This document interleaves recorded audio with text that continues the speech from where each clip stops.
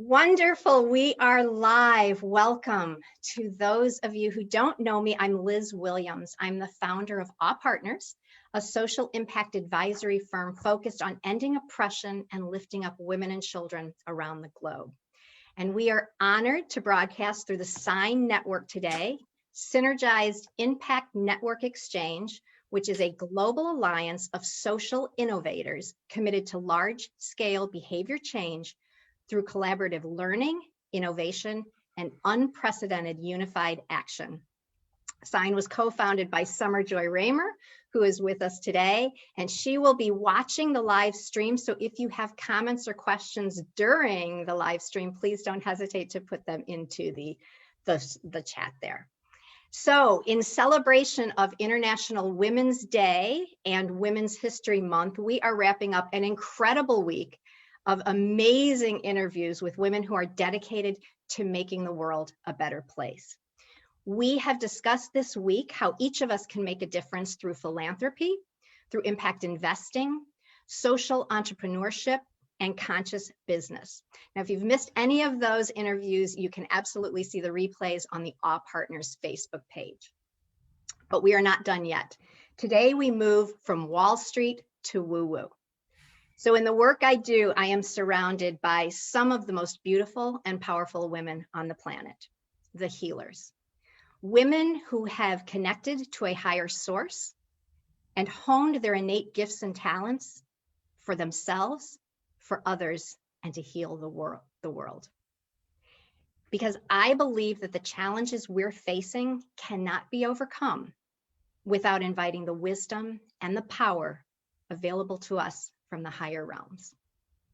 So to start us today, one of our sisters here in Circle, Katrin Lambert, is going to lead us in a centering. Katrin. So welcome everybody. I'm very happy to be here with you awesome women. And we will do a little experiment today, first timer. So I want you to close your eyes for a moment and take a deep breath and grow your roots into Mother Earth and open your crown chakra to the divine.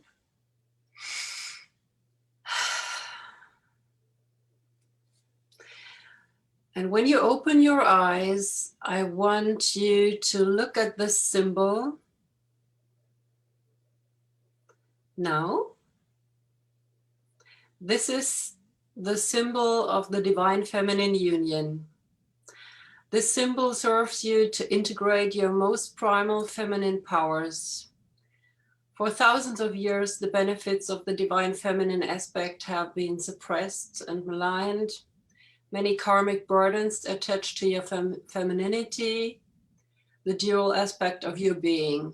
And with the help of this symbol, you come closer to the source of your feminine sides and enjoy the powers of all dual systems, day, night, light and dark, and this will center you. So apply it. Imagine this as tall as yourself. Your feet are in the funnel at the bottom, and this symbol starts to rotate in you. The sun and the moon start to rotate in you, and the symbol of the feminine rotates in your body.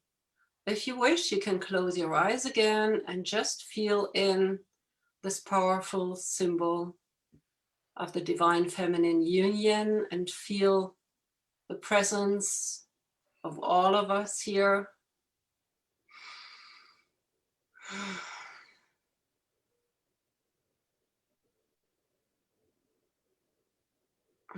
And feel into your feminine power and the net, the web we are weaving all together.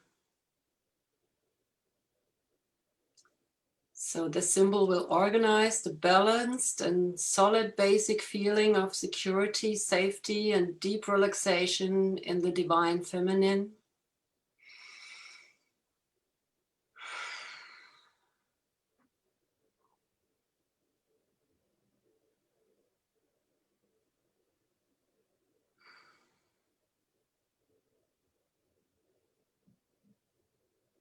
And when we are all ready, we can return back into this circle and open our eyes.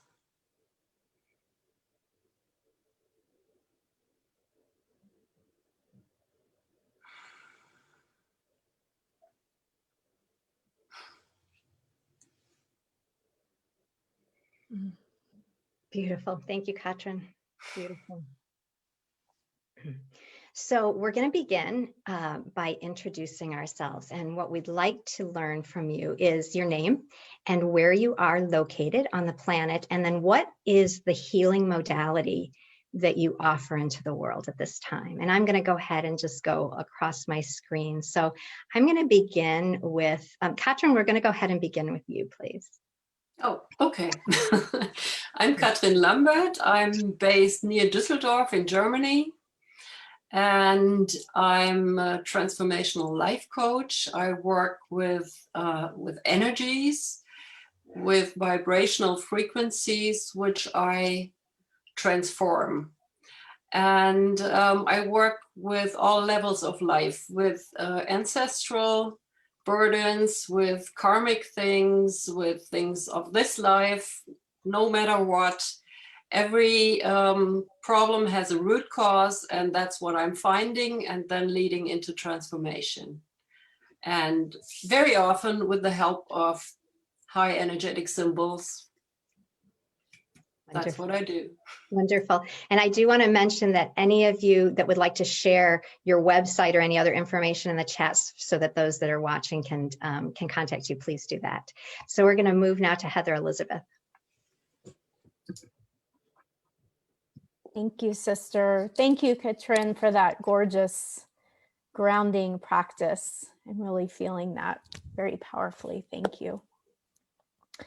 And I'm truly honored and blessed to be here with these phenomenal women and all of you who are tuning in and tapping in. We know we're in new moon energies. So for those of us that weren't totally conscious of it, we're in the Pisces new moon energies, and it feels really powerful to be embracing the new moon in this way. So I'm really grateful.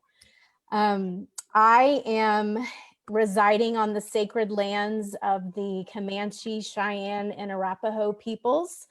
That is also known as Broomfield, Colorado. And I too work with energy medicine and also work very intimately with a technology called the 13 Moon Dream Spell, which is honoring the sacred Mayan cosmology and opportunity for us to realign our minds with the mind of Mother Gaia and with the cosmos, and to flow gracefully with the cycles and patterns of creation that we are very much a part of. And there's an aspect of that lineage that invites us into a rememberment and activation of aspects of our soul blueprint. I also say our spiritual gifts that we are here to uniquely embody and contribute to the upliftment of humanity and Mother Earth. So very grateful to be here with all of you. Thank you so much, Liz. Thank you. Beautiful. Thank you, Heather Elisabeth. Beautiful. Thank you, sister. Let's go to Mira Michelle. Oh, I'm not on mute. Hello. So wonderful to be here with you all. Liz and Summer, kisses all over, and all of my sisters here. Woo, like our sister Heather Elisabeth had said, we are in that new moon frequency, and boy, have I been swimming today. I mean, it also has been pouring with rain, so here we go. I'm Mira Michelle. I am the founder of the Sacred Female Rising Institute and the Cleanse Site Project, and I am a healer. So how do I frame that? Because all healing, of course, is about consciousness, and consciousness finds its form in us, what we resonate to. So that's quantum shamanic healing. I am a shaman, and I study the quantum because it helps me understand what's going on in our physical reality. And I also frame it as energy psychology. So basically what a shaman loves to do is track. So we track the fine lines of the mental, emotional patterns which keep us suppressed, and also the ancestral patterns. They often connect and intertwine. So it's my job as a healer, or I like to say a consciousness cup holder, a CCH, I love that, is to track those lines. And when we, like this fine, the Tibetan shawl, we are all such complex weaves. And sometimes one of these strands is not helping us anymore. It's hindering. And so we go in to locate that through the techniques of quantum tools, shamanic tools, and also looking at the conditioning in a psychological way with resonance. Because my big saying is, we don't heal unless we feel. Right? Yeah. So we need to feel, and actually, we need to feel as intensely as the wound went in to help nurse it out. Right? So that's just a little bit of what I'm about. I'm in Germany presently. I'm American English living in Germany and enjoying the big trees here. Thank you so much, and blessings to all of you. Thank you, sister. Beautiful. And I am going to go to Diane now because I loved you said the same thing. You say the same thing. You have to feel it to feel it. Mira. I'm Diane Kelly, and I'm in the Outer Banks of North Carolina. And I'm the author of Soulfire Woman, How to Torch Your Past, Ignite Your Present, and Set Your Soul on Fire. I'm sharing my essential oils, which are incredible. And I'm just giving you fair warning. If you use these, things will change. So be ready. Thank you, Elizabeth. And I was smiling, Mira, because one of the chapters in my book is you have to feel to heal.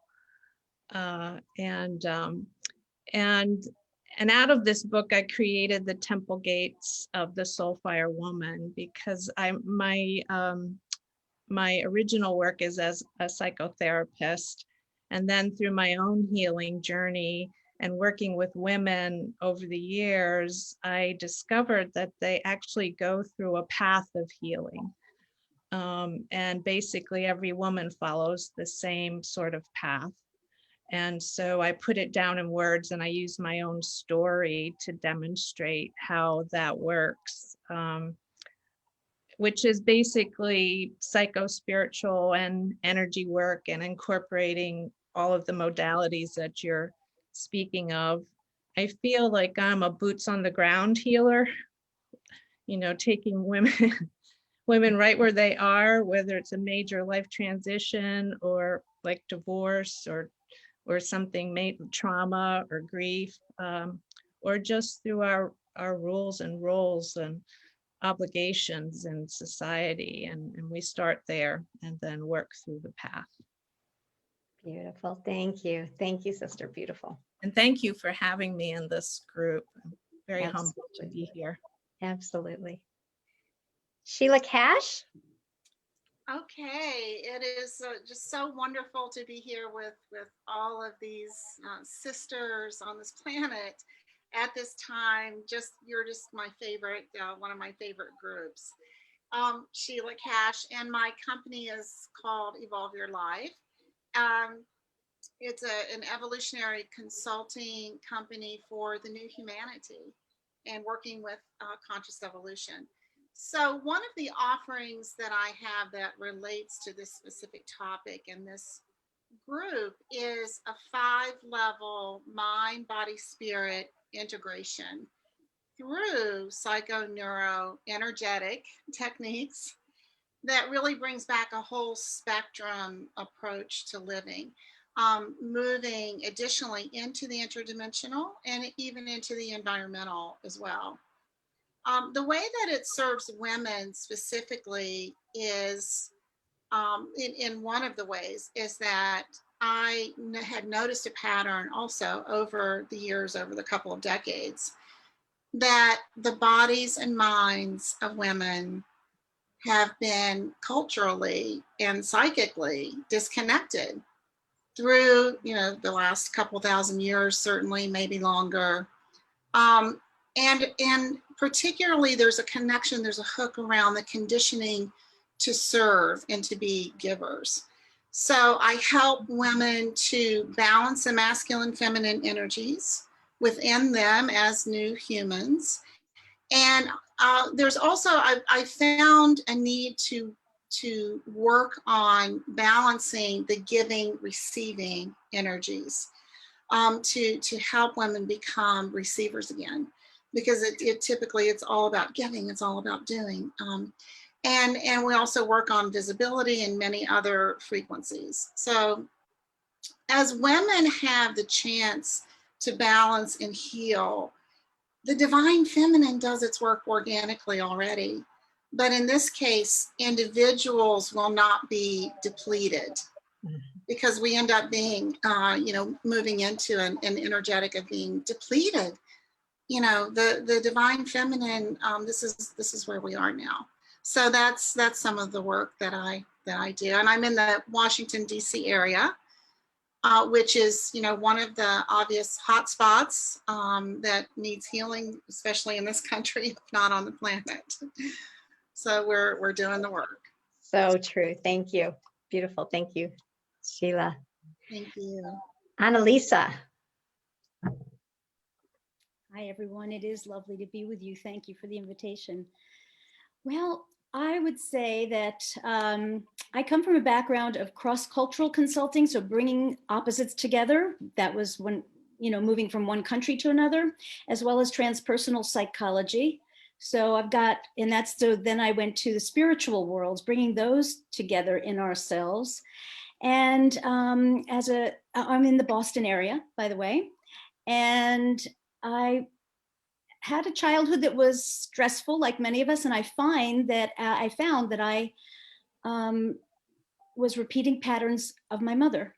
So my work has really been, and her voice was shut down, and I shut my own creativity down for so many decades that that's been my work, and to help women look at the generational healing that needs to be done. And I come from a Jewish background, and I love that background, and I didn't want to focus only on that because I'm a cross-cultural consultant, right? I love all traditions, and I still do, and that's still my focus. But there was a time, I spent 30 days in silence and was given healing symbols that are cross-cultural, Hebrew letter mandalas. So they already have many cultures and spiritual traditions in them.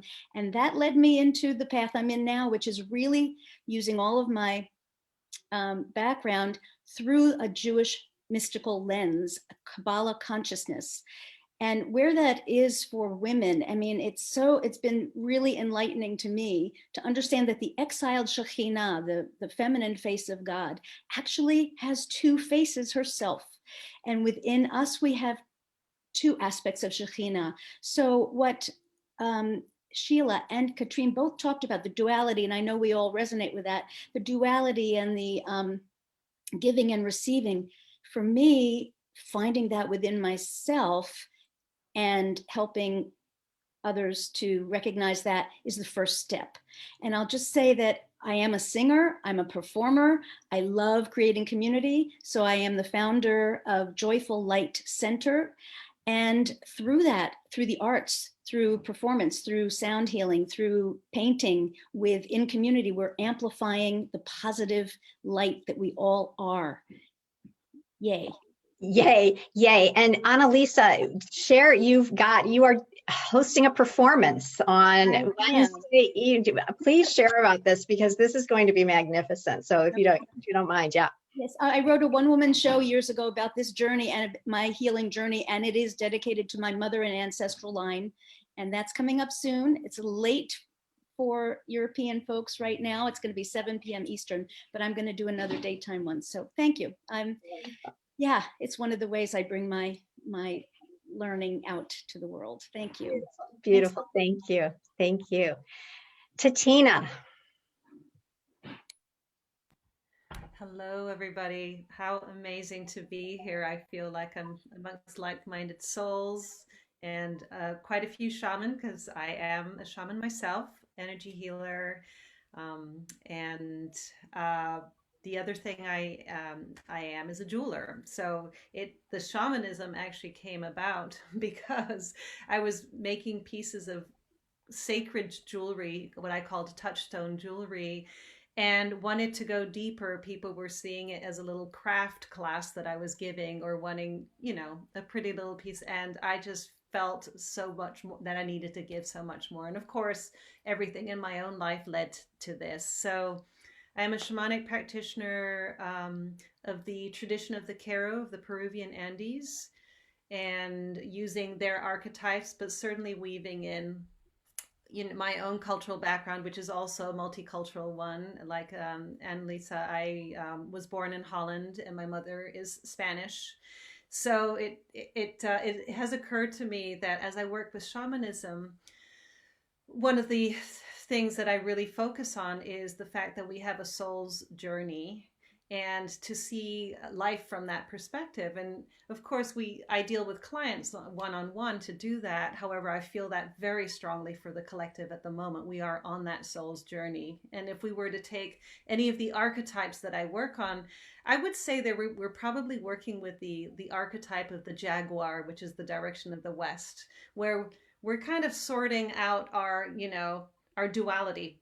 Exactly. At present, we're everything is completely up in terms of right and wrong, black or white, literally, And in the work that I do with my clients, we actually try to step out of that altogether and find that way that is, in, as we call it in Quechua, in Aini, which is right relationship, right heart, right thinking. And that's, of course, not just with one person, but it's actually connected to the collective. So this tradition was kept secret up in the mountains because of, certain little conquistadores running around and sort of running the scene for a while. And now it's been brought down. And ironically, as one of the practitioners of this tradition, I come from two lineages that were very much colonizers. And I almost feel like it's my karmic duty to repair that and integrate what has happened. There's some prophecy there of the we work with the archetype of the eagle and the condor, which are the ones representing the different civilizations, and it's really time to actually to bring them together. And I do feel that working with the feminine is incredibly important. We're building a language, and I feel in the language of shamanism, the language of metaphor and soul and symbolism, as you've all mentioned, it's a language that we need to teach the rest of the world. I happen to actually speak 4 languages, and so I know what it's like to be that interpreter. So it feels like I'm doing it on a soul level. So that's kind of it in a nutshell. Beautiful, beautiful. Thank you so much. I'm really, really feel very privileged to be here. Thank you, sister. So glad you're here. We have Shannon has arrived, and we'd love to invite you, Shannon, if you'd like to. Completely up to you, but if you'd like to speak into, we're just introducing ourselves, where we are on the planet, and kind of what is the healing that we're offering with a focus on the divine feminine. So would you like to share? Wow, this is like being jumped in, isn't it? Yeah. I just want to tell you all, I just met this amazing woman yesterday, and she has been brought in by a sister that is a part of the Sign Network, and just so moved by our conversation we had. And I just want to clarify that too, that she's new in Sign, and she is going to bring an amazing context as well to the space. So I just wanted to say that. Fantastic. And I just want to point out that we are modeling for women all over the world that when you're called, jump in. Don't say no, say yes. You don't have to have all the answers. You don't have to know where you're headed exactly. You just have to say yes. So we're so happy you're saying yes, Shannon. Join us. Well, I mean, isn't that one of the teachings of the indigenous feminine that has been existent in cultures all over the planet, right? For time beyond time beyond time.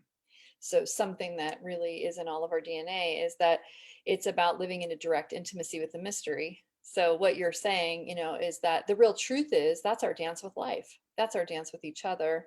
And yet it takes a lot of courage and practice and willing to be a hot mess, right? And so moving out of performance mindset which is very much a Western worldview and an economic extractive worldview, into participation with life.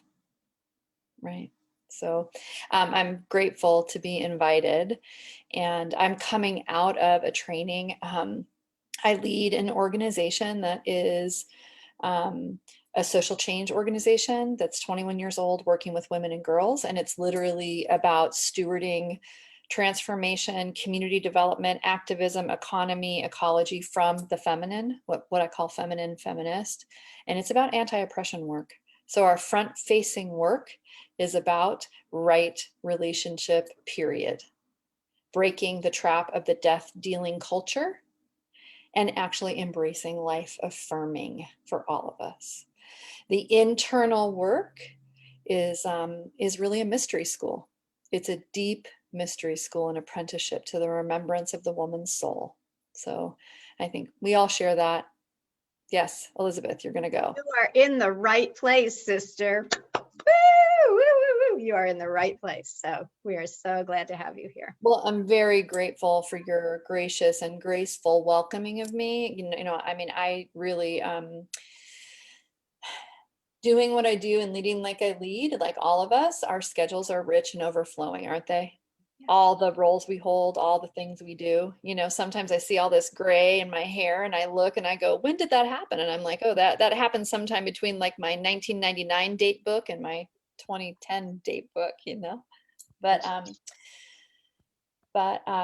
you know, I'm so grateful to be here because my soul said I needed to be here, even if it was like squeezing in between meetings that I was committed to. So thank you, like Wonderful. truly thank you. And what I'll just speak about is that I think my work, one of my mentors, Mama Cat, who founded Birthing Project USA, working with Black women in infant mortality. She's an amazing human. And if you don't know her, wow, try to get up next to her because she's something.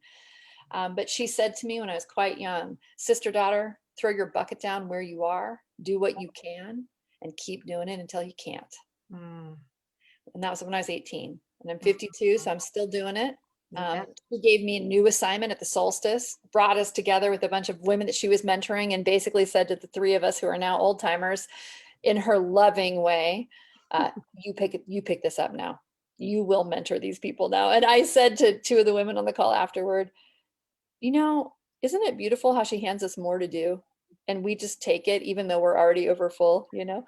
But so I think that that's really my work, is showing up in a way that is embodied and gritty and real, that's about soul recovery, and that's about the intersection of the feminine feminist, really embodied, getting out of our heads and all of this theory and back into what some of my teachers say is the land of vision. Our work is to steward visions that are bigger than us. Amen. Amen. Wonderful. Thank you. Welcome to the circle. Summer Joy Raymer. Hi. Your turn, my dear. Well, I'm so grateful for all of you and all of what you do. And I also want to say I've been moved and changed in a good way in my life because of so many of you in this room. So just want to start from there. And also, I also feel that women supporting each other is a massive, significant part of this conversation, is how we care for each other.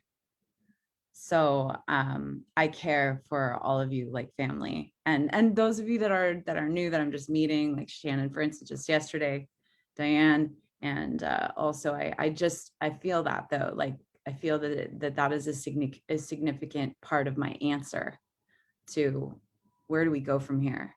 It's just like, no, we must support each other, period, in whatever way we can. And I also feel that there's this sort of trust in that there's something specific that all of us care for in the way that we were born to care for. So I come from my origins, the depth of my roots and my ancestors have been telling me for many years now that it's time for the Garden of Joy. And that is my most personal place that I speak and be and action and all that I am comes from the Garden of Joy. And that is a empowerment system that I have fully lived in many lifetimes before, that is about the medicine of joy. It is the medicine of vision and purpose and embodied dance, embodied expression of who we be, to remind us that we all have this natural essence way of being that is service, is the change.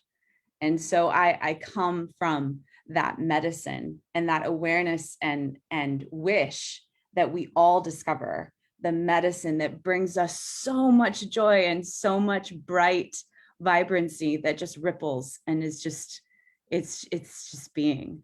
So yeah, so that's where I come from. And and the Garden of Joy lights up even more when I'm in collaboration with others that are doing the really important work in the world. That if there is a way that we can weave, the Garden of Joy is even more alive and blossomed and powerful in collaboration, especially women. And the whole purpose of the Garden of Joy is actually to look out and for the joy that matters within the young girls that are the most, that don't have their joy right now on planet Earth, that are hurting, that are being violated and not empowered and not given. Those are why I am doing the Garden of Joy, because at some point on planet Earth, I see that those young girls, our Indigenous girls, our Black children, are the ones that are leading the way with their joy. So I do this work for them and for that vision that their joy matters. That's why I'm here. Thank you, sweetheart. Beautiful. Absolutely beautiful. All of it. The question I was going to pose, and just open this up now for conversation as you feel called to share, was what do we need to do? How do we assist women and ourselves to heal? And we've touched on that quite a bit already. And we've also just kind of touched on the healing that needs to occur between women, this need to support each other, which is why I love being in circle here. The recognition that we cannot do this alone. We are not meant to do this alone. And that we need to heal whatever it is the divide is. I don't think I'm going to take the time right now, but I will share it another time and write about it. But recently, this has been so prominent in my mind because in the last couple of weeks, I have had two very, very significant incidences where I have been one-on-one with other women. And because I did not agree with them, a wall went up. A very significant wall. And in some cases, the way it was said to me was downright mean and rude. And I almost couldn't believe it. And I think part of that is because in this circle, that doesn't happen. It does not happen. We have learned that that does not serve us. But there are other circles, there are other places where that's not yet been healed. And so those women went on the defensive when they realized that I thought differently. I believe something different. And rather than thinking, how do we heal that? How do we honor and respect that in each other? The wall went up. So I want to put that out there because I think this is so critical. If women are going to step up and lead the way into this new future, we have to do it together. And that's going to require healing whatever it is that divides us. So I want to put that out there and see if anyone would like to share their thoughts on that. I'd like to share on that. something I've learned that I think is a new human capacity is the ability to be present and not judge. That's not normal. That's not natural, what we've been socialized to do. So what circles like this, I think we do that. We understand to hold space and not be as judgmental.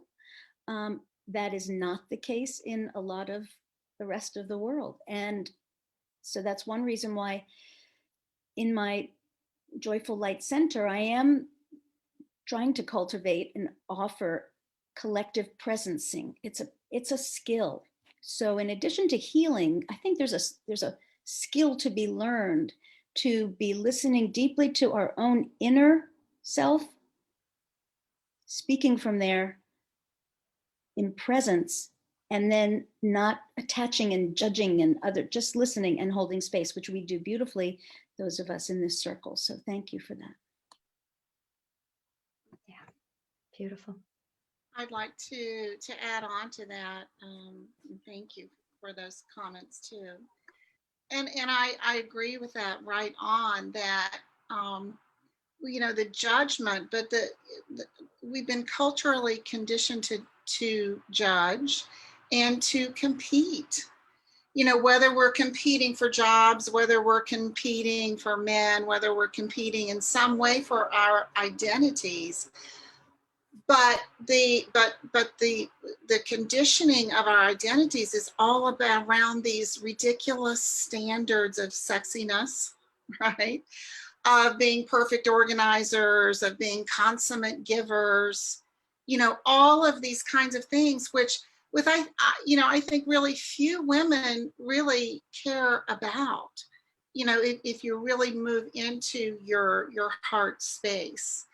And so once women come together in solidarity, then the competition can take a back seat to the mission. And women are naturally collaborators and co-creators.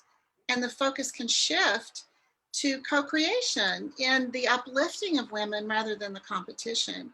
So it's about the solidarity, it's about the awareness, it's about each of us grounding into our identities as we determine them to be. So coming from the inside out rather than the outside in. Oh, hey. I was going to jump in there. I love that. It's so right on. And what I want to put out there is that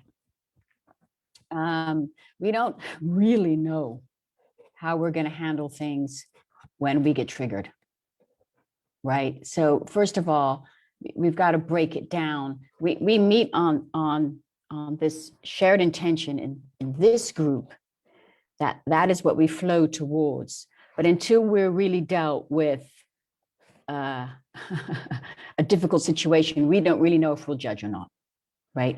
And the chances are we're going to stumble with that. But the glue is that we have that united intention and agreement to work through, to stay in relationship. And staying in relationship is one of the most difficult human things, almost what we have on the planet. Because look at the state of our relationships. Intimacy is difficult for humans, especially under pressure. So I just want to say that nobody's walking on water. We all have our concepts, and then we try to work towards them. And I've experienced so much in my well, more than a few years, but intensively the last 10 years when I began training this medicine woman training and really getting deep down in the circle, where you remain in the circle for however many hours it takes to go through, right? And then all those wounds will show up. And this is what I want to say to all of us here, to my heart, to all of your hearts, to all the women's hearts out there. Grow your skills, like our sister Sheila has said. We have to practice those skills. Yeah, we can read the book and then we got to put them into practice. But stay in relationship. Stay in there. And keep getting one step forward, one step forward. Call on your guides, call on your ancestors, do what you need to do, pack your tool belt, and stay in a relationship. It's tough. And I have seen women vomit from how much they're holding in their stomachs, you know, and want to crawl out and get away. And the sisters beg her to stay in because they know that's exactly where she needs to stay to grow herself and the circle. So we're not saying it's easy, but it's really, really worth it. That's how we're going to grow our female community, our female solidarity, and our world. This is the time, as our sister Liz has said, this is the time for us to do it. Thank you. I know I'm not official on the panel, but might I just tag on a little bit at the end here? I think we're all stacking up as though we've orchestrated this conversation. What struck me when you were speaking, each of you, is that, you know, the feminine wound is really deep, and it's not just personal, it's archetypal, it's collective, it's culture, it's citizenship. And so the wounding between women, it's like we have these different ways it shows up, right? We want to go into women's circles and we assume that it's all okay, but then this stuff happens and we don't know what to do with it, or we move into these other constructs and we get rewarded for them, the competitive dominator, and, you know, how we collude with patriarchy, really, you know. And so to be able to hold that and to recognize that that is part of the work and it's alive in us, which goes to what you just said, and to not run away from it when it occurs between us and with each other, it means that we also, like what we teach about doing really deep soul recovery work, it means we also need to lay down our formulas and our scaffolding about how we tell people that they have to do it, because there are hard conversations to be had.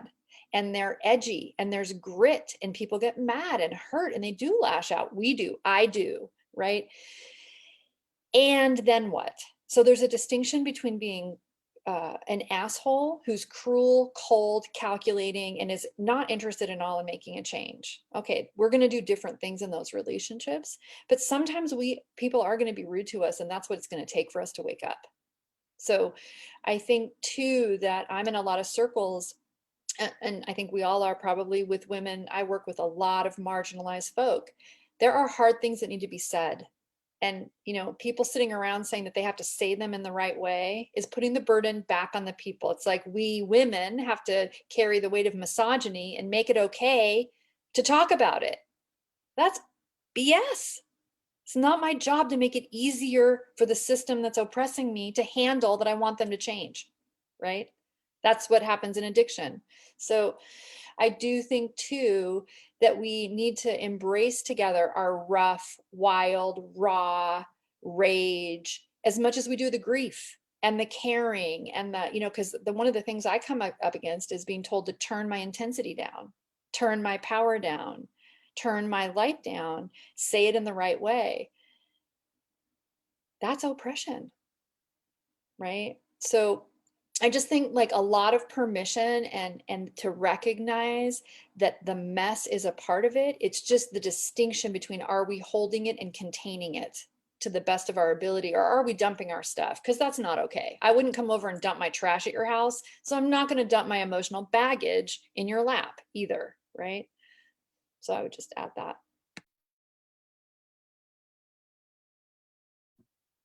Beautiful. Diane, I know you wanted to say something. Do you still? You're on mute. You're on mute, hon, but I'd love to hear from you. Yeah. I was just going to add that if we hold that we come from love consciousness at all times, and that you can hold different beliefs at the same time simultaneously from coming from other people, as long as you're coming from a place of love. And that what we all have in common are the divine feminine principles. No matter what it is that we believe, we still have the divine feminine principles. And one of those principles is consensus, and it's different than majority. And if you get in a room and you work consensus, then you start to come together on what it is that you agree on, what it is that something that you can agree on together. And it's just, if you've ever been in a well, probably Heather, because Native American culture is consensus based, right? If you've been in a room where that happens, powerful things happen that way. So thank you. Beautiful. Thank you, Diane.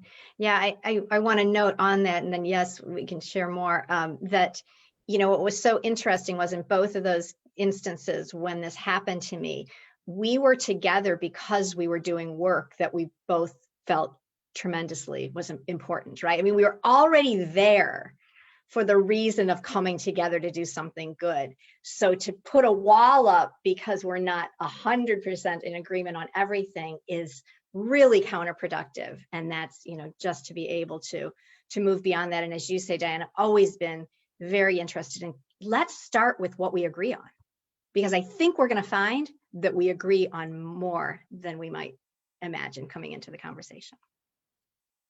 Heather, Elisabeth. Thank you. Wow, this wisdom in this circle is so profound. I'm like just soaking it all up. Thank you all. So what I feel called to place into the circle is that one of our, as human beings, one of our core spiritual needs is to belong. And what we're remembering is that we innately belong. And it's not about agreeing with one another. We belong because we are who we are. And we belong to one another. We belong to Mother Earth. We belong to Great Spirit. And of course, first and foremost, we belong to ourselves. And it feels really important to speak to the fact that we are living in a moment in our evolution that is really messy. It's beautiful, it's sacred, it's phenomenal, and it's really messy. And like when you really take a moment and feel into the profundity of what is unfolding in this divine moment of now, like thousands and thousands of years of pain and suffering and wounding that we're finally looking at. And we're finally being willing to really do the deep, deep healing work that needs to be done. It's messy and it's going to be messy. And I really appreciate and honor the wisdom about staying in it and staying in the relationships and being responsible for ourselves and our emotions and our responses and staying in it. And I know I personally have had many experiences over these last many moons of being in really uncomfortable, my ego is extremely uncomfortable conversations where, you know, that egoic, you know, fight or flight or flee was being activated.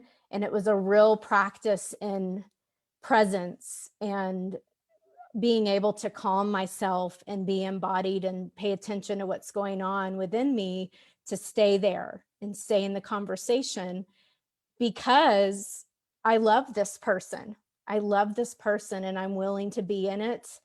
I love this sister. I'm willing to be in it and to work it out and honor that we're not going to agree, and that's okay. It's okay that we don't agree. It's actually, in a lot of ways, it's really good because it's evolving and transcending that duality that somebody needs to be right and somebody's wrong, and recognizing that, you know, we're this beautiful tapestry of diversity. And that's what makes us this human family. So thank you all so much. Thank you. Tatina, do you want to share? Yes, it's just been occurring to me. And yes, somebody mentioned about stacking the wisdom. And it really feels, actually, it's more like a weave. But to add to another metaphor, I don't mean to sound too clever, but it was really occurring to me as I'm listening to all of you that we're talking about many facets of what feels like the same thing. And of course, the image of a gemstone came to me, and specifically a diamond. And it feels like all of you are really kind of, and you know, as you may know, that a diamond cannot actually shine without actually having different facets cut into it, because the actual different faces bounce off each other, reflect each other, and then create that brilliance. So there's, you know, that way of classifying a diamond, which is sort of cut, clarity, and so forth. So in that vein, I was thinking in terms of what you were all talking about, of the uncomfortable part of this growth. It's as if we're birthing a new earth, really, and to be able to hold that well. And again, in that imagery of the diamond, I thought that that diamond was created through pressure. It was created through extreme pressure. And I feel that that is probably what's going to happen here, but it's uncomfortable. If any of you have had children, you know what it's like. That transition moment is, you know, I know that I said things that I probably regretted to the doctor as my children came out at that moment. So, and it's all done in the name of love and in the birth of something new. Part of what I'm saying is, first of all, really celebrating each one of your perspectives, and hopefully that we were able to do that and continue to do that, that really we are one whole. And yet facets of that. And we forget that. And part of that, leaning into that discomfort is also realizing that it's that discomfort of somebody who confronts us, or somebody who makes us uncomfortable or triggers us, is reflecting back something that may well be unhealed within. And to recognize that is dropping to another level. And once we clear that within ourselves, there's nowhere for it to land. And that again is stepping outside of the I'm right, you're wrong thing altogether. But I'm really enjoying hearing what everybody has to say around it, because it's just adding another dimension of richness to the whole solution, if you like. Beautiful. Thank you, sister. Just so Katrin. you know, Liz, Shannon does need to leave. Yeah, no problem. Right now, and I know that maybe some of you also need to leave, but thank you for being here. Yeah, we are getting to the top of the hour. And so anyone that needs to leave, please do. But we're not going to stop the conversation, because those that can stay, it's so rich. So thank you, Shannon, for being with us. We hope to see you again soon. Thank you. Blessings to all of you. Thank you for Blessings. who you are. Thank you. Blessings, sister. Oh, hey. Katrin.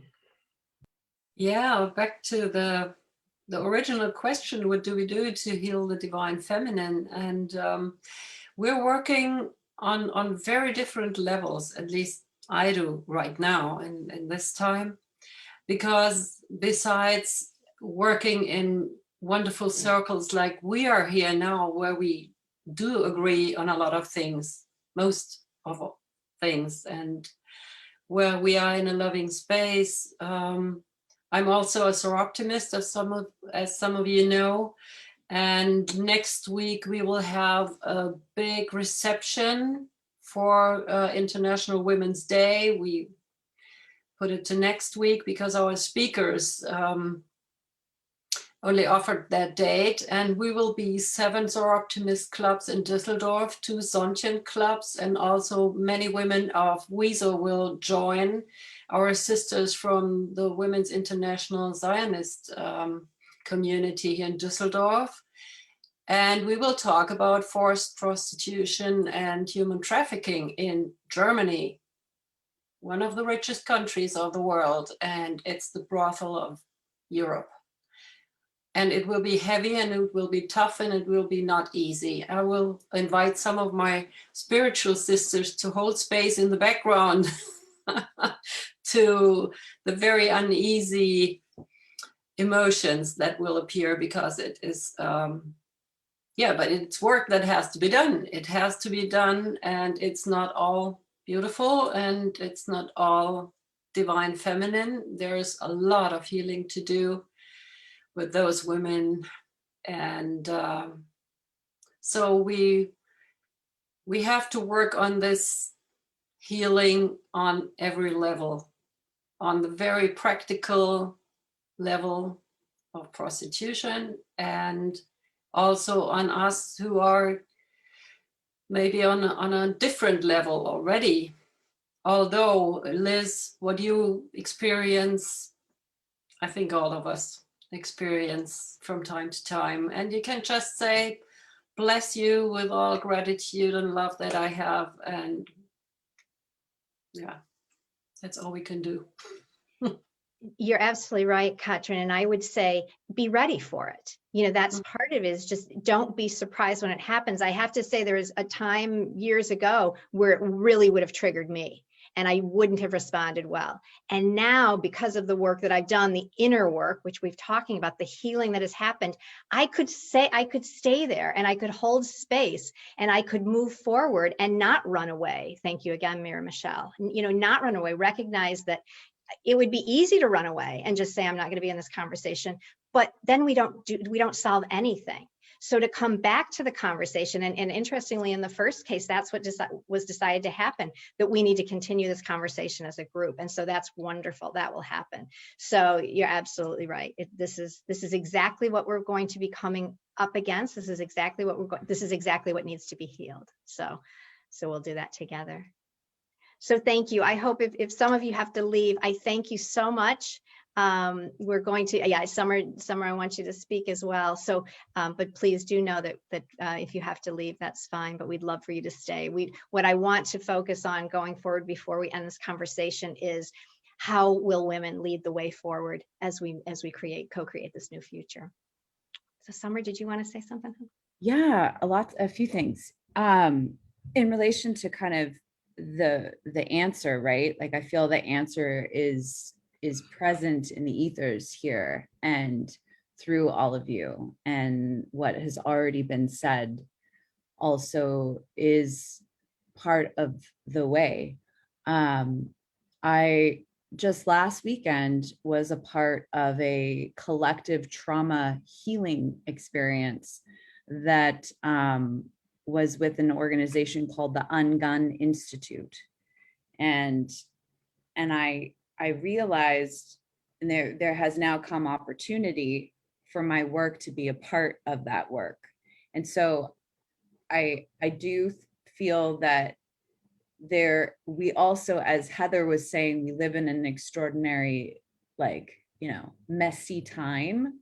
And when I feel into the mess of that, like really tuning into what is messy about right now, is for me the layers of trauma, the layers of,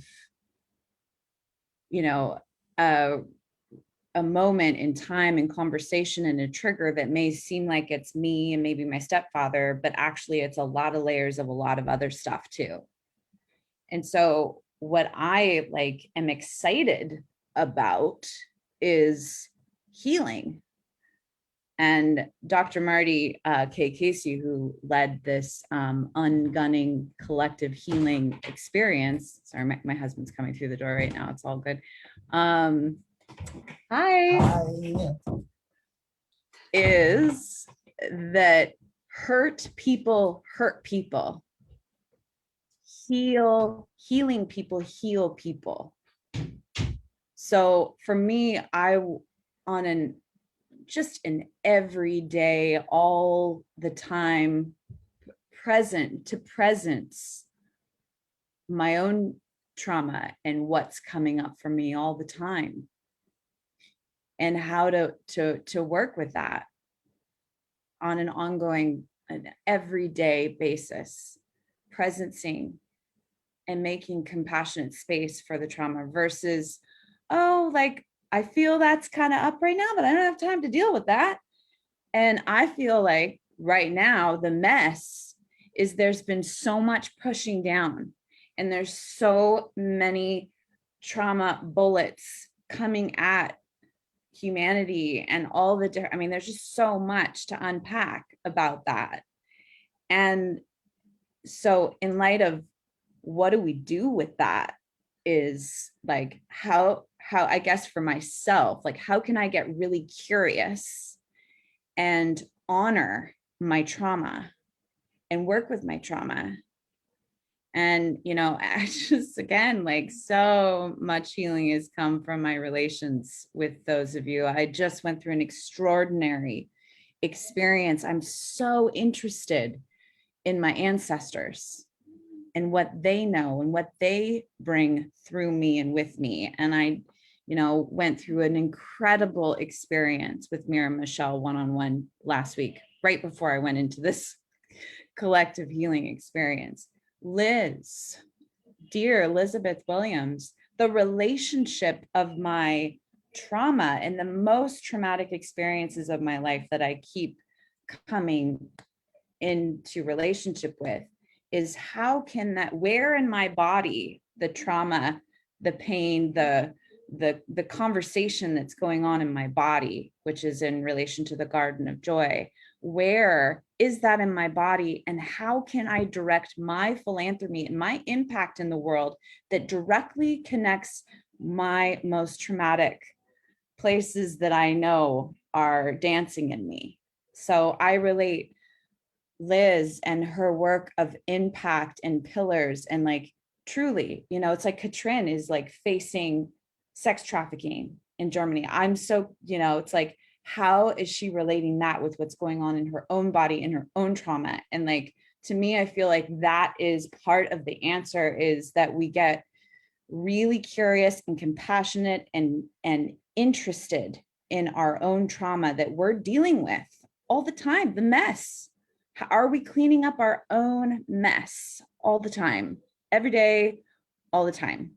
So it's like all relations all the time. I feel that's part of what's unfolding, and the efficiency of that when we can do that together and have fun while we're doing that. Let's have some fun. Okay, Ashe, blessings, speak it, sister. Right? Like we did, like woo, woo, woo. So right on, got goosebumps. Thank you. Yeah. Yeah. Let's just bake in some of that energy right now, because it's amazing, amazing. This is healing energy right here. This is healing trauma right here. It's the whole weave. Everyone's speaking, everyone's resonance, everyone's syllable. And then it was just a whole weave. And then Summer just picked that up and went, And the connection that the connection, you see that it is here. We are all connected. Your pain is my pain. Your healing is my healing. Right? Know that. And I'd love to jump in with an observation too. Are we just continuing on, Liz? Let's just continue on. Yes. Let's do it. Go with the flow. Yes. Yeah. And Summer, you know, I felt every word of your sentiments and your understanding too. And there's a couple of things I want to bring out. One of the things that I do is a cellular consciousness for the new human. So we're going into all of the systems of the heart, of the circulation, of the blood, of the gut, of the digestion, and relating that to our own issues and our own problems, and further into the species and into the world, and making those connections. And that's part, you know, that's another level of mind body integration. But you know, another observation that I've had just in life is that we're conditioned to hide our issues. You know, we're not supposed to wear our hearts on our sleeves and to burden everyone around us. I mean, especially women, right? Especially, you know, all of us. But the hiding creates all of these defense mechanisms that puts everybody off track. So it's that ripple effect of, you know, the anger or the rage or the neurosis in a million different forms. It keeps people confused around the wounded. And of course, we're all wounded, so everybody is confused and we all stay confused. And we, you know, so I'm thinking of specific relatives in my family where, you know, this has gone on for decades. And had we in the family unit or in the friends unit, I mean, I have friends still from elementary school that I'm, you know, still get together with. if we had more of an understanding of what was going on, it would have, I mean, it would have made all the difference in the world in the healing. So we, you know, we can't really heal when we hide, you know, which is, and so that, you know, and then it harkens back to honoring each person's uniqueness and, you know, each person's experience.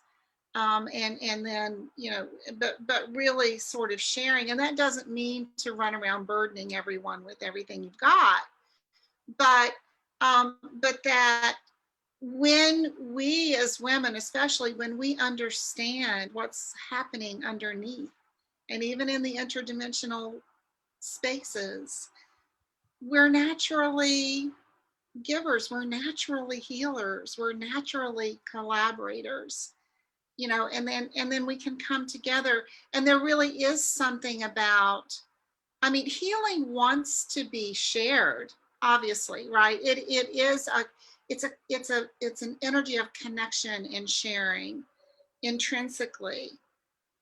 So just a little note about that, because I have, you know, I know many people who have hidden for a lifetime.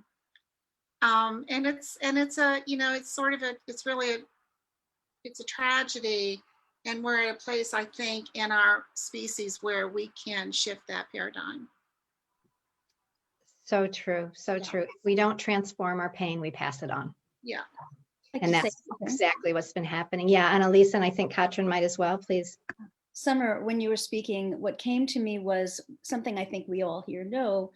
The power of our own healing is so exponential. We have no idea how many generations back and forward that work is affecting. And it reminded me of a line in my show. I have a famous ancestor from the 1500s who was a Kabbalist, a Jewish mystical scholar. And he says to me, because I bring him in, we're glad to see you are working with Tikkun HaNefesh, healing the soul. Tikkun Olam, healing the world is important, but heal yourself first. That is key. Mm-hmm. And later on, many saying with joy and dance, and like Miriam, who you can see her painting of her behind, lead with joy and dance and song. This is the future.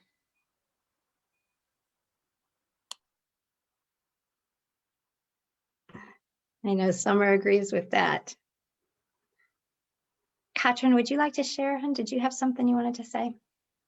It's just amazing, Annalisa. I also do have an ancestor who is with me, and he's very strict with me.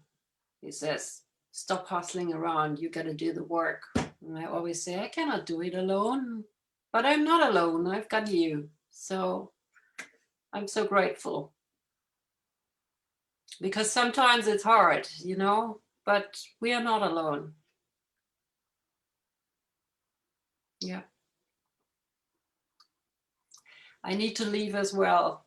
I'm very sorry, but I really enjoyed this conversation. It was a blast. Thank you for being with us. Thank you. Thank you, darling. Much love. Bless you, Katrin. Bless you in that conversation coming up soon. May you be surrounded by lots of energetic ally support. Be sure we know about it, Katrin. Be sure to let us know. Yes. I'll be with you in spirit. Yeah, let us know, please. Mary Magdalene is with you.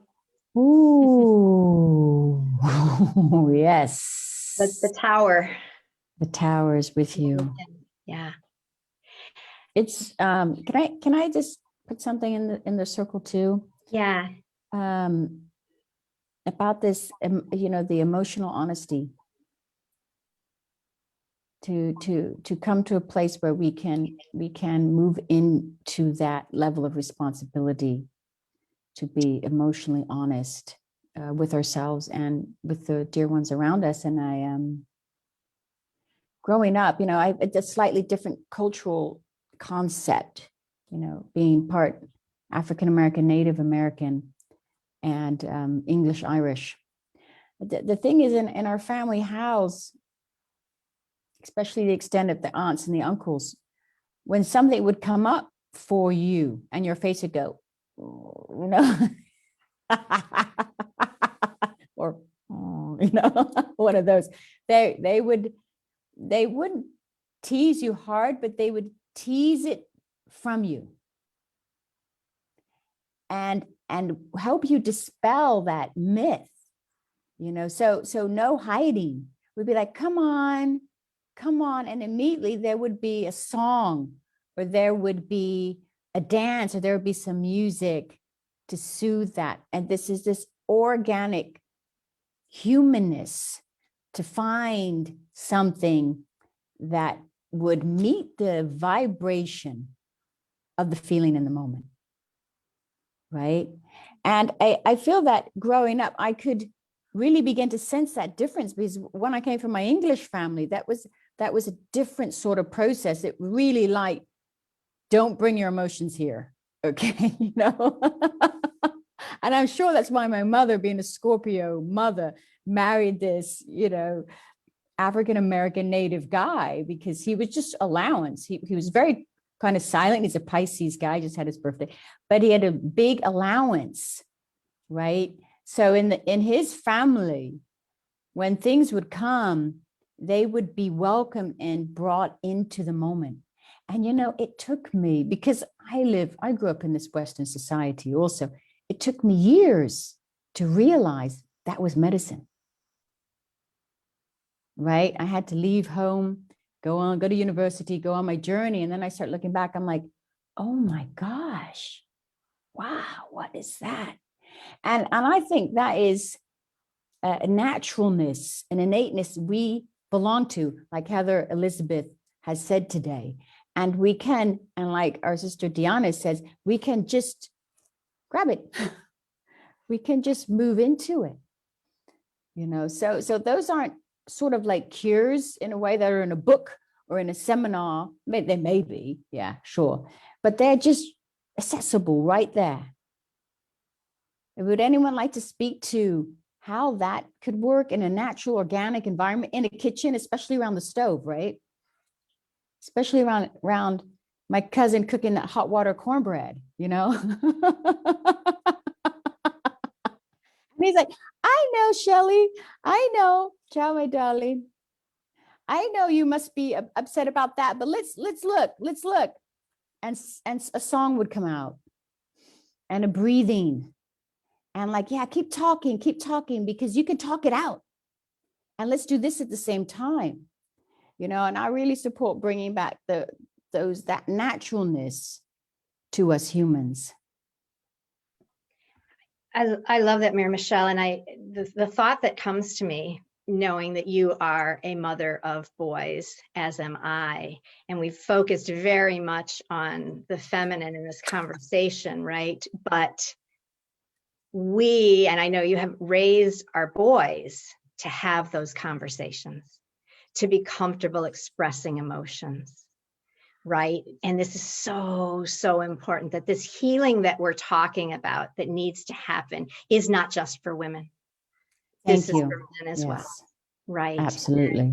And so, you know, if we can raise our boys, if we can encourage our partners and that type of thing to transform that pain, to be real with their pain, to let it out, that is going to have a tremendous impact as well. So I just want to presence that. So this is so beautiful. We can stay on a little bit longer. I would just maybe like to finish the circle, to complete it by asking that question. So as women leaders, as women step up to lead, as we're called, as we're asked, and as we say yes, how do we do that?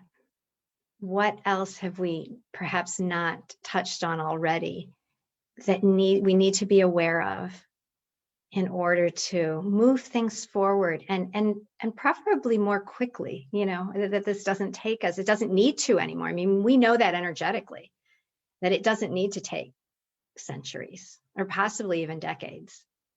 So how do we affect that change more quickly and permanently?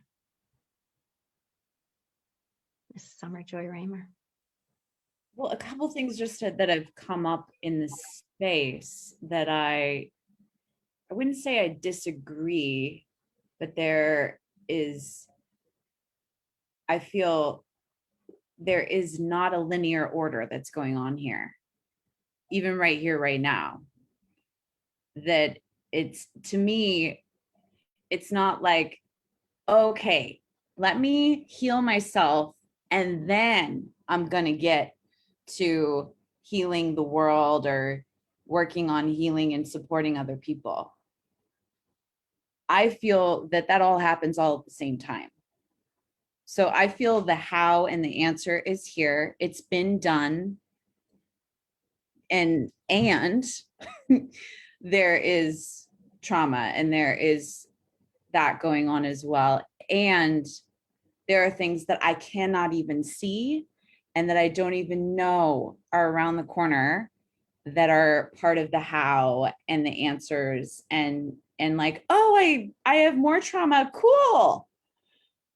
And there's more work to be done. And, like, it is not linear. And my truth, it is not like I then help heal and work with, children in Vietnam, or at some point I'm going to do that.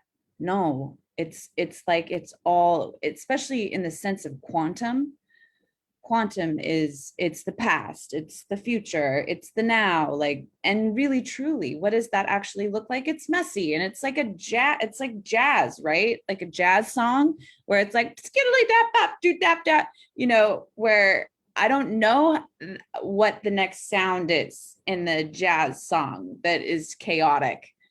And I think more than anything, it's like, and how can I make that okay? Like in my womb and in my body right here in this moment, know that it's chaotic, and know that I don't know maybe I don't know anything, and I'm in beginner's mind and I'm starting over right now in this moment. But I do feel, and I think about Patricia Ann Davis, a Dene medicine woman that's been doing a lot of work, and we've been honoring and highlighting her work through the Sign Network. And she calls it her work, the love currency embassy. Yeah. Is intention. Like, how clear and pure can I get right here, right now? What is my intention right here, right now in this moment, which is looking out for peace on earth by 2030, right here in 2021. And then there's the peace on earth, the moments in time that have already completed. And we've done the great work that have been, depending on how you look at it, the different versions of golden ages, and coming out of the dark ages and into a time where all life is truly thriving. In my belief, and with my relationship with my ancestors, we've done that many times. They're like, Summer, you've done this. We've gone through this before, this patterning. And then the patternings of coming out of the dark that have happened in this lifetime that I also have witnessed and seen, and the answers, and so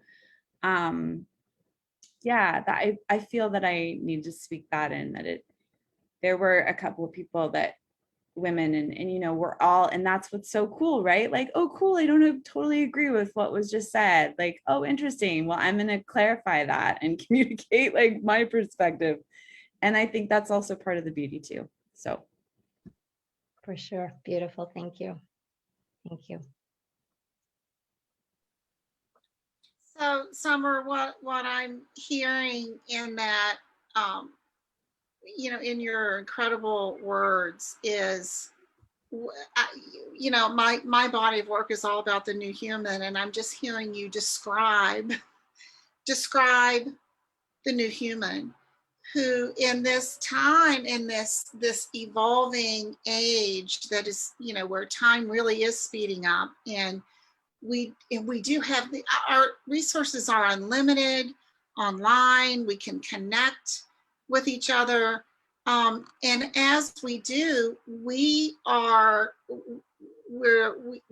being faced with the opportunity to really cultivate adaptability and acceptance and resilience and awareness and intention, and being really honoring that evolutionary impulse within each one of us, and where does it want to go, because that the life impulse is coordinating the biggest picture of all and calibrating in ways that we could never, we could live another million years and still not, and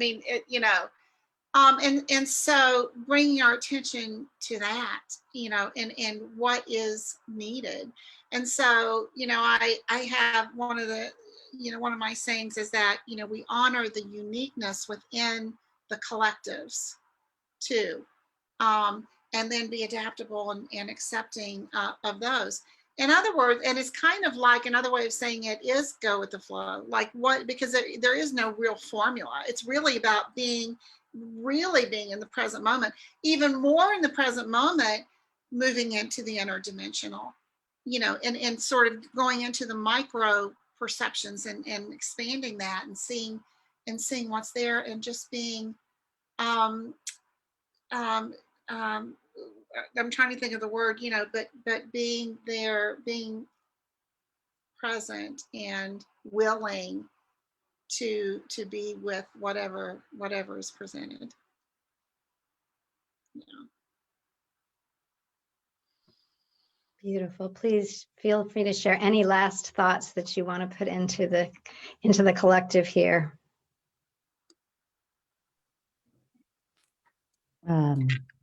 For our dear sisters here and all over the world, however we're living, what lives we're living.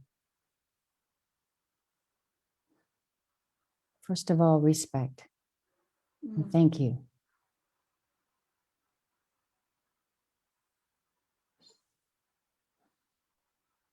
And second of all, we know that it's our time to move forward. Whatever form, whatever description we give to the divine feminine, however we frame that. And like all of the women here have said, we can do that the best together. So my top 3 is, as we've talked today, heal thyself, as each sister has said that, heal thyself.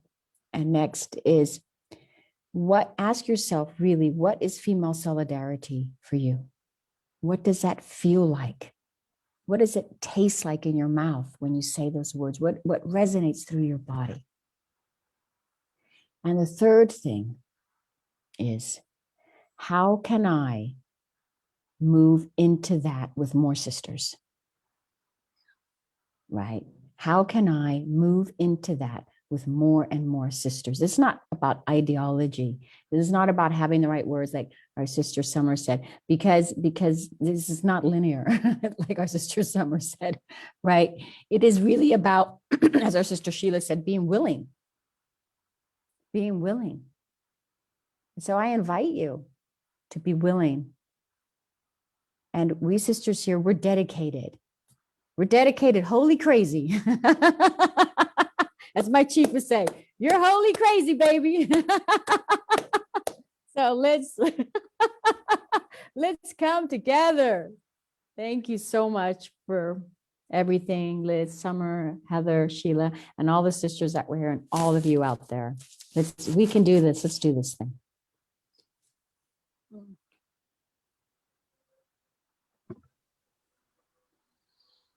Okay. Heather. Feel so much emotion.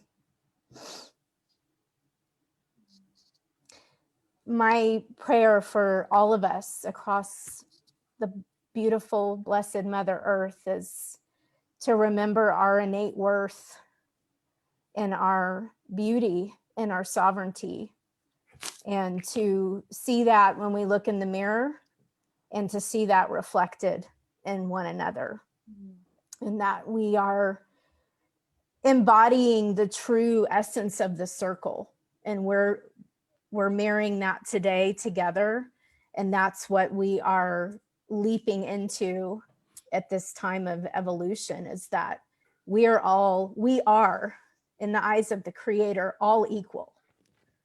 We are all valuable, and every single one of us has something very valuable and beautiful to offer the world. And that is what we are all holding here and embodying and inviting all of our sisters and brothers across the globe to join us in. And I see that, I hold that vision, I hold that intention, and am so incredibly blessed and honored to be in this sacred space with all of you in this divine moment of now. Thank you so much for showing up. And I feel we all chose to be here on the planet. So thank you for choosing to be here. And I love you deeply. Thank you. Yeah. Stunning, beautiful. I'm not, I could go on and say other things, but there's nothing more to be said. It was just beautiful, as it always is when we're in this circle. It is magical. It is beautiful. It is one of my favorite places to be in the entire world. And I just hope for every woman and girl out there that you find a circle. And if you can't find one, create a circle of women, and come here for your healing, to heal each other. And we will heal the world. We will indeed heal this world together. No doubt. I have no doubt. So thank you. Thank you all. Thank you all who joined us. And Liz. Yep. I want to thank you.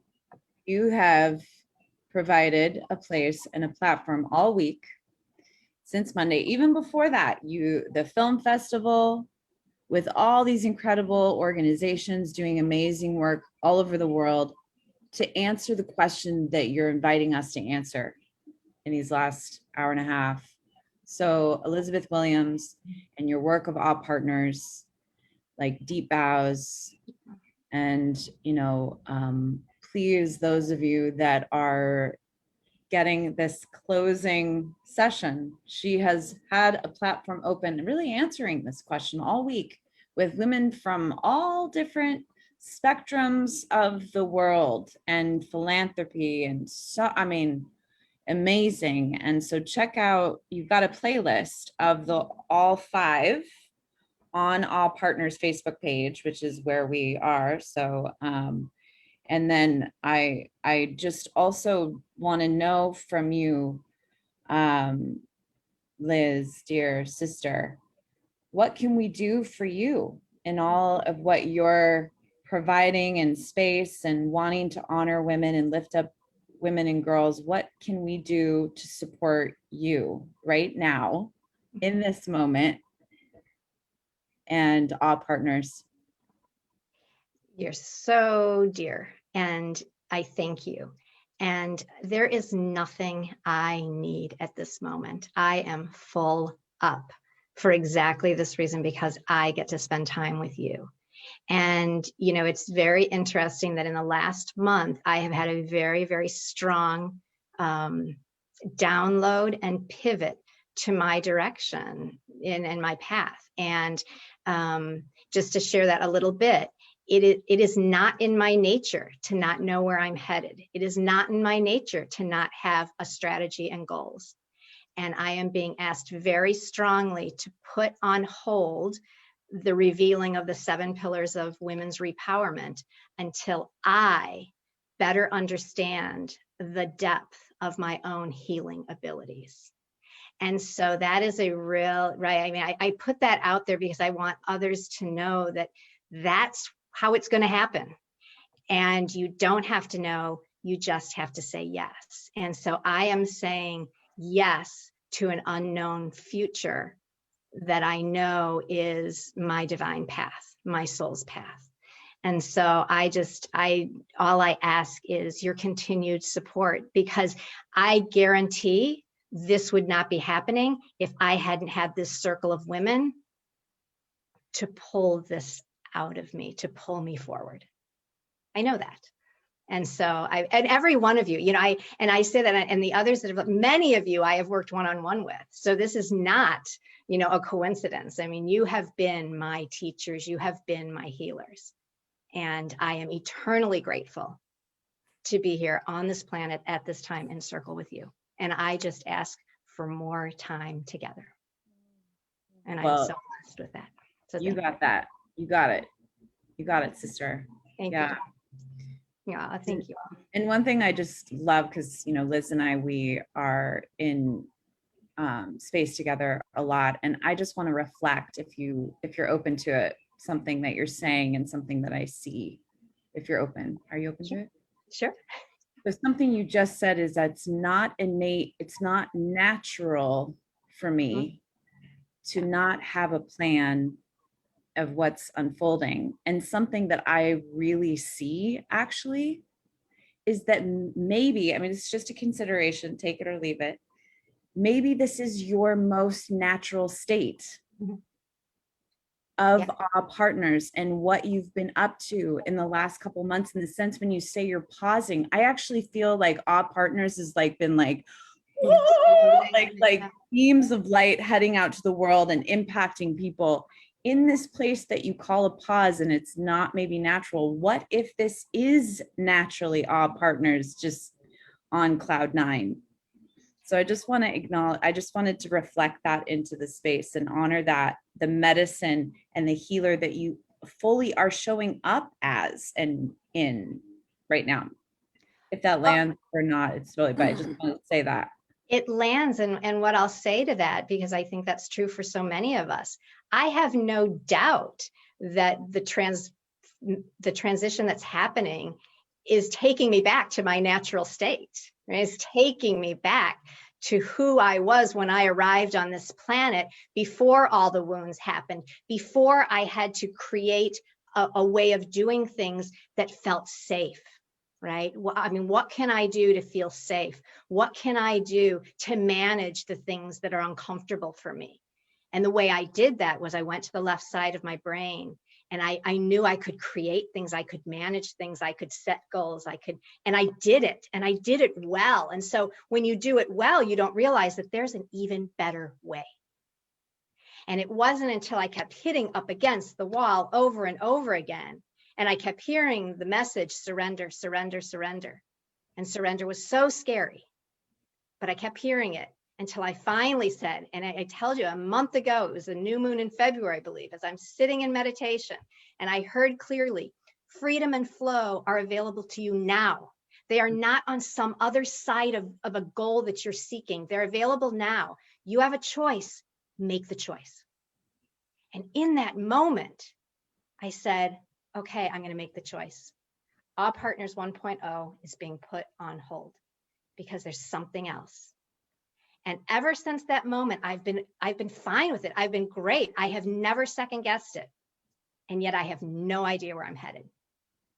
That's the freedom and flow I've always wanted. And it's finally available. And so I offer that to anyone who hears this and that resonates with. It's available for all of us. It's available now.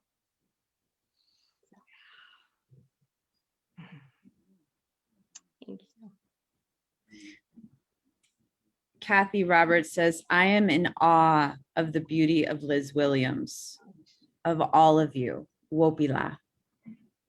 We love Kathy Roberts. So thank you for being with us, sister. We love Kathy Roberts. And there's also a question, which I feel like if you still, I mean, we're still here. Okay. Yeah? Yeah. There's a question coming in from a woman named Judy Streifel-Reller. Yep. We know Judy. She says, how do we call ancestors in who set up the rules of engagement while here that those on earth have to abide by or uphold? That's above my pay grade, so I'm going to send that on to one of the sisters. Remember, Michelle loves my honesty. Yes. Summer Joy, will you repeat that one more time, please? Yeah. How do we call ancestors in who set up the rules of engagement while here that those on earth have to abide by or uphold? Question mark. I'll dive in with just an initial thought on that. Our there's several parts to that question. I think I'll start with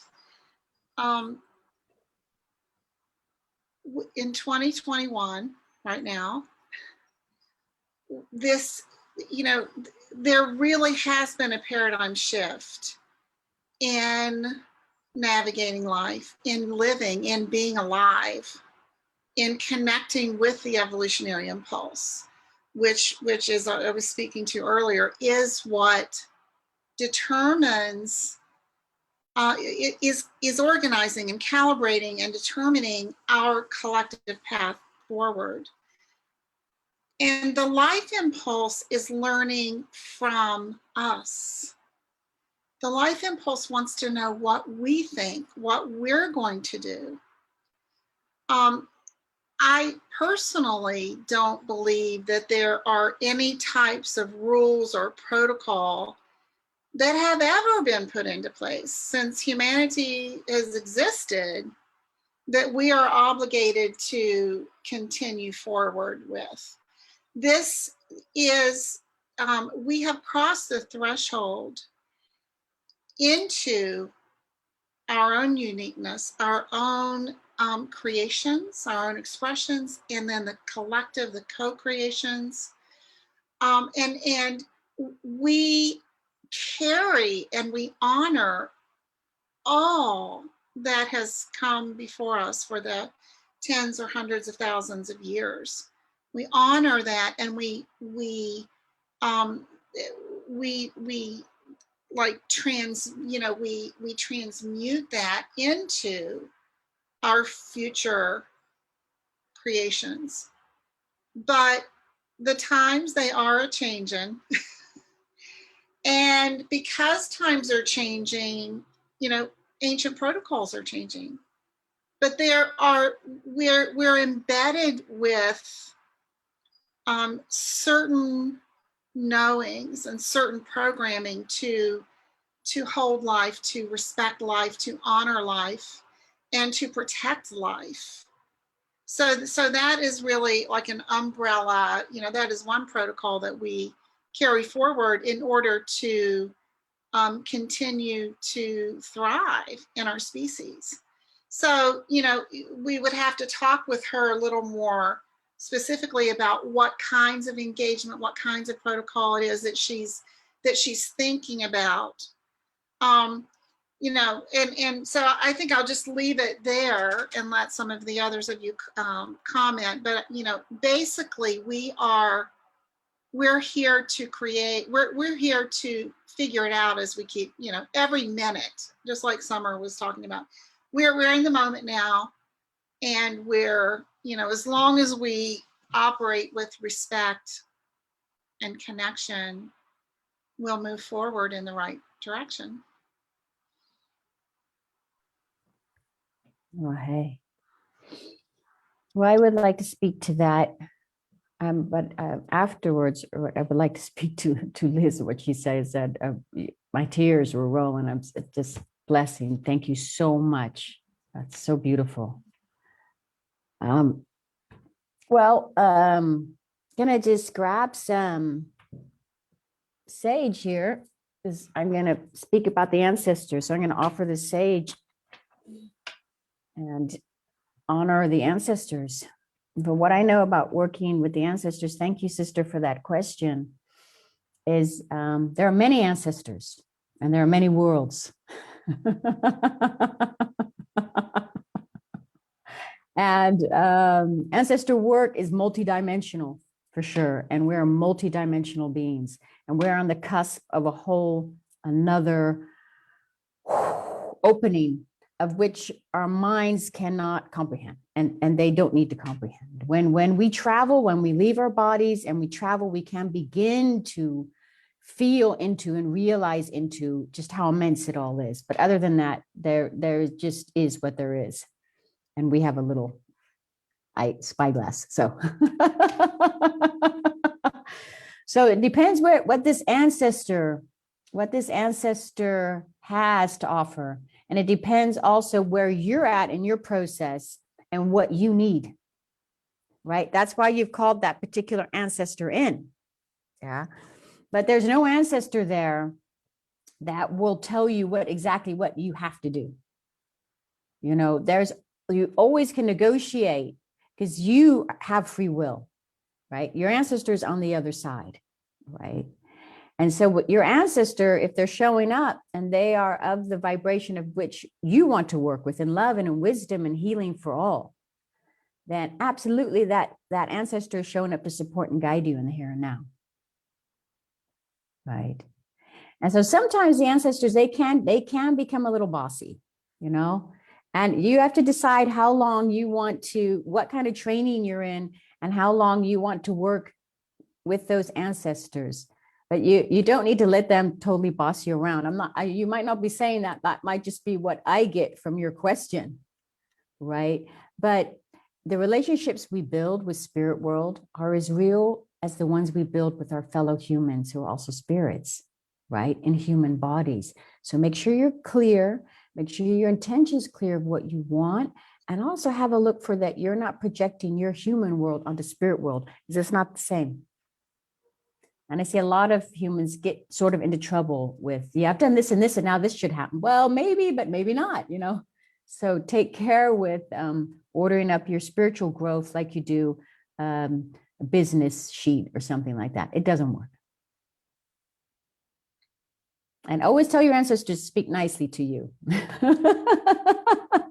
Blessings and be a joy. Have fun with them.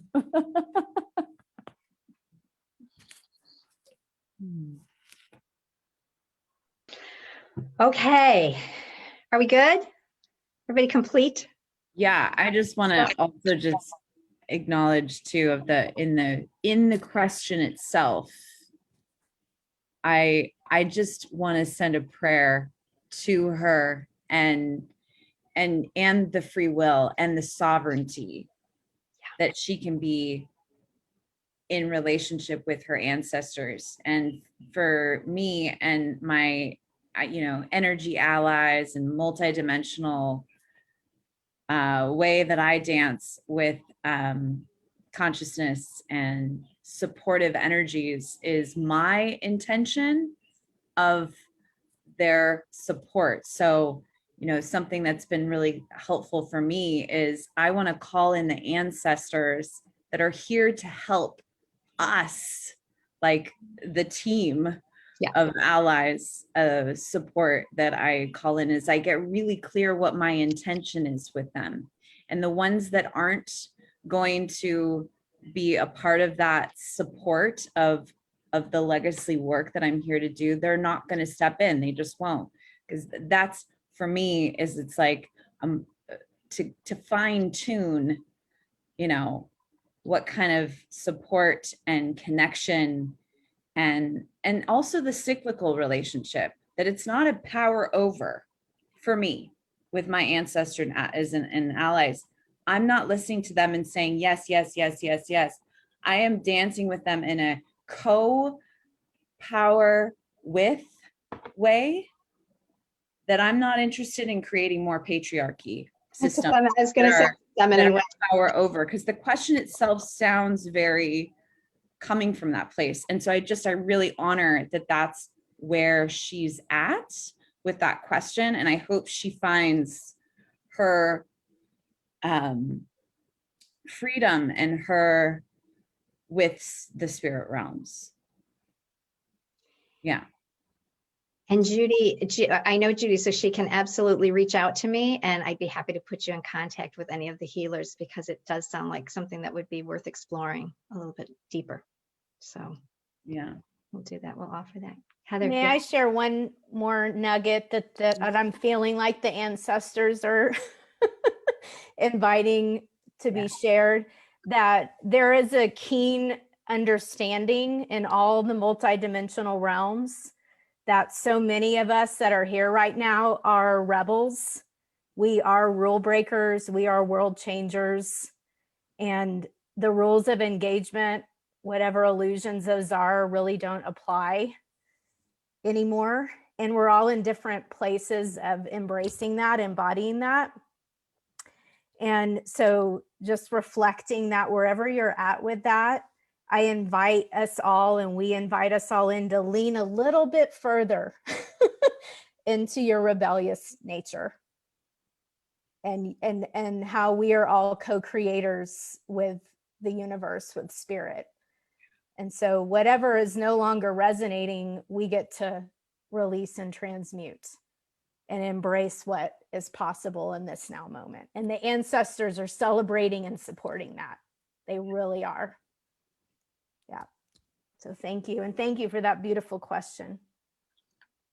I love that. And I would love to end on that, because that is just inviting, I think, a celebration and a party, a rebellious party. And I think we could all really, really use that right now. You cue the music if we had it, if we thought about that summer. But honestly, like, let's just, right? Like, let's just do this. Let's just do this. And it's going to be fun. It's going to be fun together. So I thank you all. I thank you all the beautiful women that joined us in Circle. I thank all of those of you that are out there that have either listened with us live or are listening to the recording. We are all in this together. We are connected, and it is going to be one heck of an adventure. And so I just invite you to get excited about the adventure. So there we are. Thank you all. Much blessings. Thank you, Liz. Yeah. And loving all of you, all of my sisters and all of our listeners. Oh, blessings. Thank you. Mm.